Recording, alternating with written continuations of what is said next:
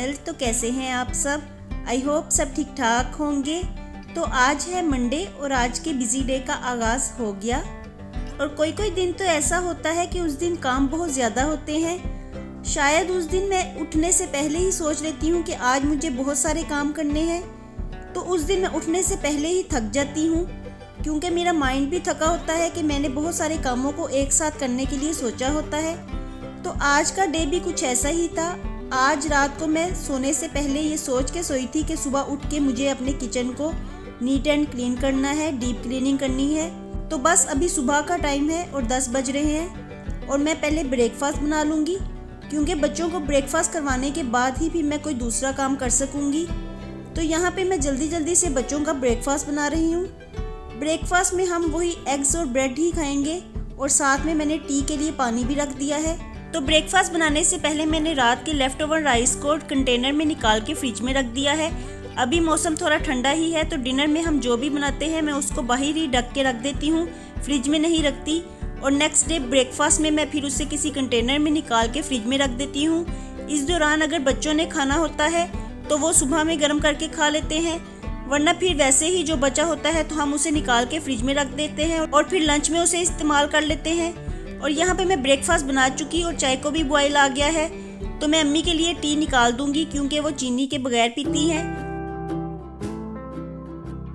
और अम्मी की चाय निकालने के बाद फिर मैंने बाकी चाय में चीनी को डाल दिया है और एक दो बॉयल दिलवाने के बाद अब मैं उसे कप्स में डाल रही हूँ। तो ब्रेकफास्ट हमारा रेडी हो चुका। अब हम ब्रेकफास्ट करेंगे। ब्रेकफास्ट से फ्री होके फिर हम कोई दूसरा काम कर सकेंगे।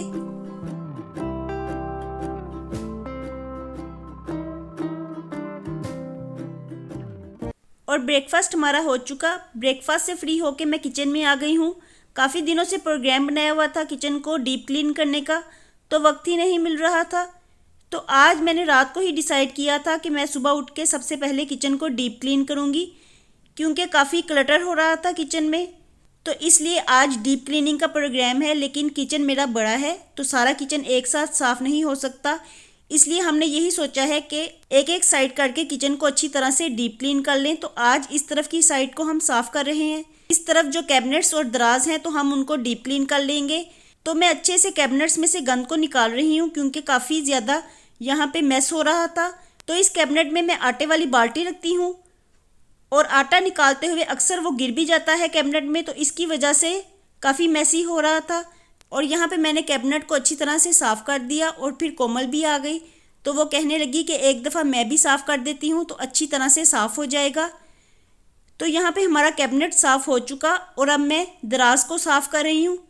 तो दराज में मैं स्पून्स वगैरह रखती हूँ, लेकिन बच्चों वाले घर में अक्सर ऐसा होता है कि स्पून्स वगैरह बच्चे निकालते हैं और फिर बेतरतीब ही फेंक देते हैं। और मैंने दराज में से सब स्पून्स निकाल दिए हैं और अब मैं इसे अच्छी तरह से कपड़े से साफ़ कर रही हूँ, क्योंकि ये दराज काफ़ी मैसी हो रहा था।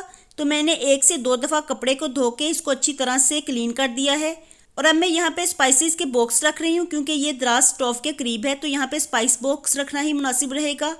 तो किचन बड़ा होने की वजह से ये साइड ही आज मुश्किल से साफ़ होगी, क्योंकि किचन काफ़ी गंदा भी हो रहा है और उसको अच्छी तरह से साफ़ भी करना है।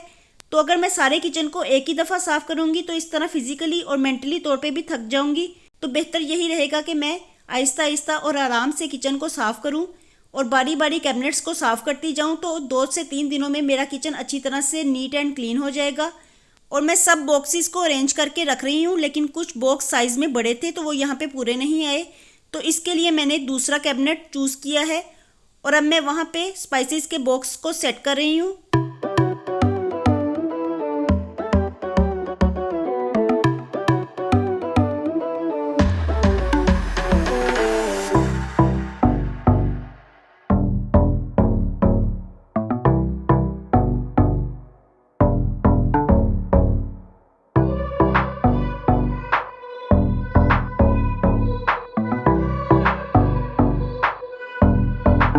और स्पाइसेस के बॉक्सेस को मैंने सेट कर दिया और अब मैं आटे वाली बाल्टी को वापस कैबिनेट में रख रही हूँ, क्योंकि कैबिनेट खुश्क हो गया है। मैंने उसे गीले कपड़े से अच्छी तरह से साफ़ किया था तो थोड़ा सा गीला हो गया था और अब काफ़ी टाइम गुजर गया तो वो खुश्क हो गया है और मैं आटे वाली बाल्टी को वापस रख रही हूँ। और अब मैं दूसरी तरफ दराज वाली साइड पे आ गई हूँ। तो यहाँ पे 3 दराज हैं तो मैं दूसरे दराज को साफ़ कर रही हूँ अच्छी तरह से। और यहाँ पे कोमल भी आ गई है, तो वो मुझे कह रही थी कि आप दराज साफ़ कर लें, तो मैं कैबिनेट को अच्छी तरह से साफ़ कर देती हूँ। तो वो कैबिनेट को साफ़ कर रही है और ये देगचियों वाला कैबिनेट है। और यहाँ पे दराज अच्छी तरह से साफ़ हो गया था, तो मैं सब देगचियों को अरेंज करके रख रही हूँ। तो देगचियों को मैंने अरेंज करके रख दिया है।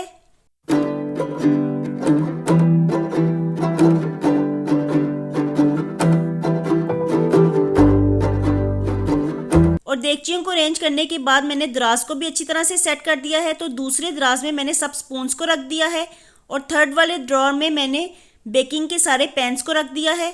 और आज की किचन की डीप क्लीनिंग यही तक थी, क्योंकि नेक्स्ट डे में मैं फिर बाकी की क्लीनिंग करूँगी।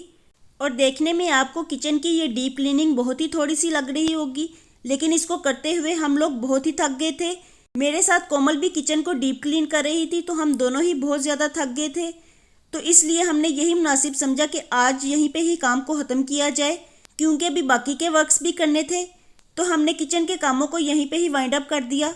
और इस वक्त शाम के 4 बज रहे हैं और मैं किचन में दोबारा आ गई हूँ, क्योंकि घर में कुछ गेस्ट आ रहे हैं। मेरे देवर की फैमिली आ रही है, तो उनके बच्चों को मेरे हाथों का केक बहुत ही अच्छा लगता है। वो जब भी आते हैं तो फरमाइश करके केक बनवाते हैं।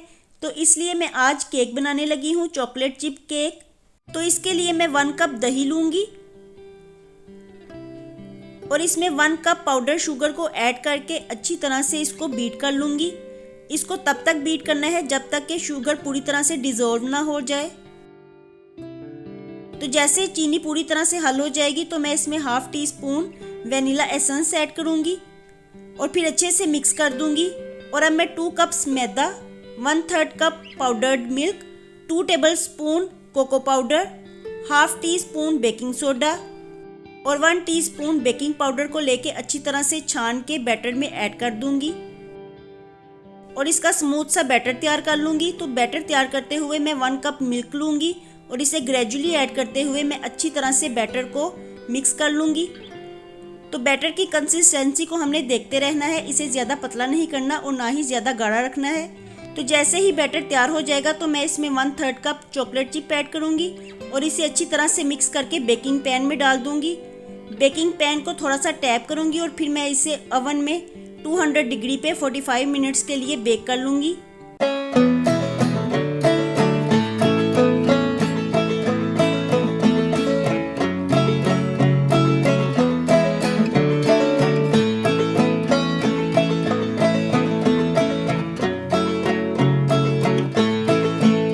तो इस दौरान मैंने आलूओं को बॉईल करने के लिए रखा हुआ था, तो आलू हमारे बॉईल हो चुके। आज मैं आलू के कबाब बनाऊंगी। आलू बॉईल करने के बाद मैंने इसका ज़ायद पानी ड्रेन आउट कर दिया है।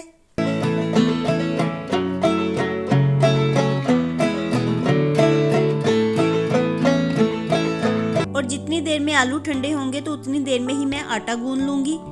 तो आज मैंने आटा थोड़ा सा ज़्यादा गूंदा है, क्योंकि घर में गेस्ट आने वाले हैं, तो इसलिए मैं थोड़ा सा ज़्यादा आटा गूंद रही हूँ। और साथ ही मैंने चाय भी बनने के लिए रख दी है, ताकि यहाँ से फ्री होके फिर मैं चाय पी सकूँ।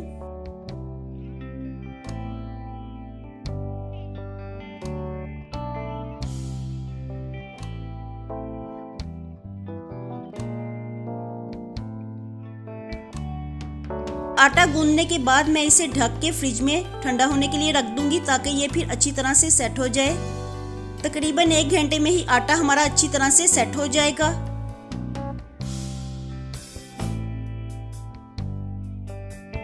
और यहाँ पे चाय को मैंने लो फ्लेम पे पकने के लिए रखा हुआ है और इस वक्त बहुत ही ज़्यादा थकन हो रही है।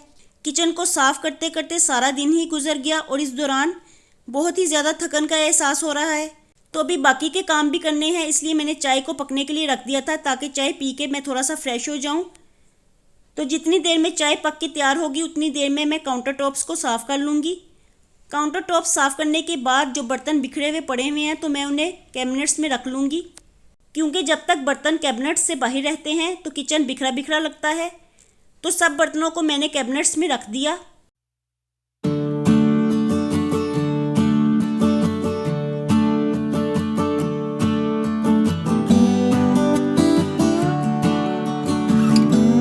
और अब मेरी चाय भी बन के तैयार हो गई है। तो चाय को मैंने लो फ्लेम पे रख दिया था, ताकि मैं बाकी के सारे काम कर लूँ और फिर थोड़ी देर के लिए आराम से बैठ के चाय पी लूँ।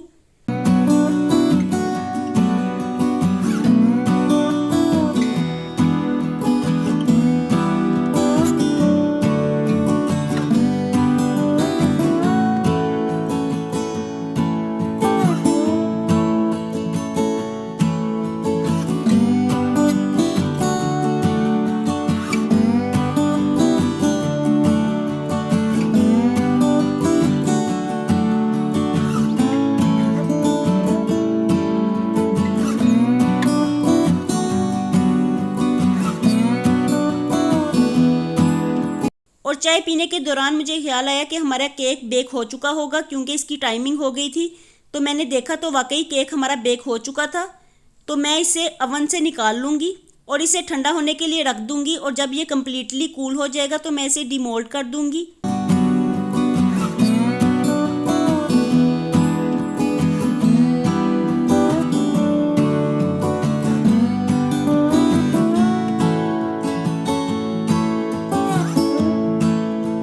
तो केक हमारा ठंडा होता रहेगा, इस दौरान मैं आलूओं को मैश कर लूँगी।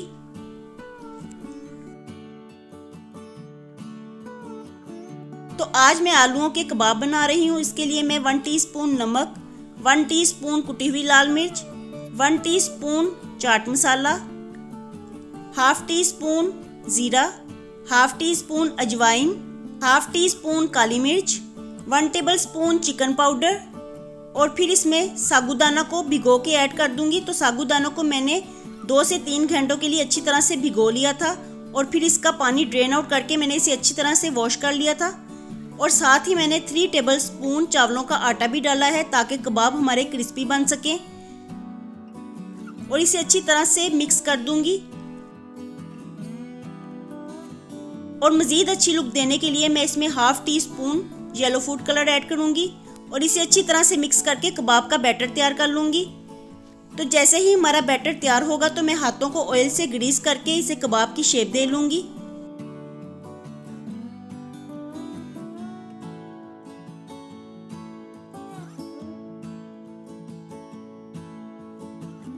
और देखिए हमारे सब कबाब तैयार हो गए। तो इसी दौरान केक ठंडा हो गया, तो मैंने इसे कट कर लिया है।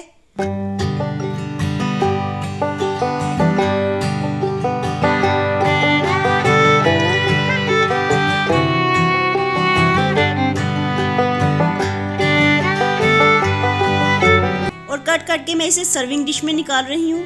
तो केक हमारा बहुत ही मज़े का तैयार हुआ था, और देखने में भी बहुत ही यम्मी लग रहा था, और खाने में तो उससे भी ज़्यादा मज़ेदार हुआ था।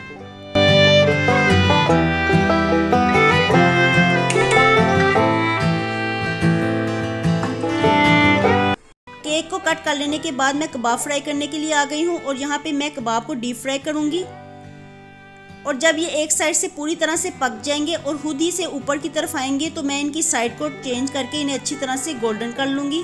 तो कुछ ही देर में हमारे कबाब अच्छी तरह से गोल्डन हो जाएंगे, तो मैं इन्हें निकाल दूँगी।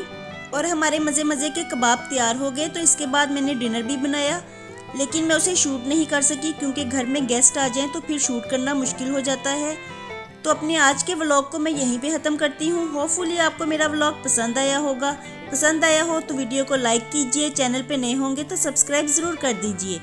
मैं मिलूँगी आपसे दोबारा with a new vlog. Bye bye and take care.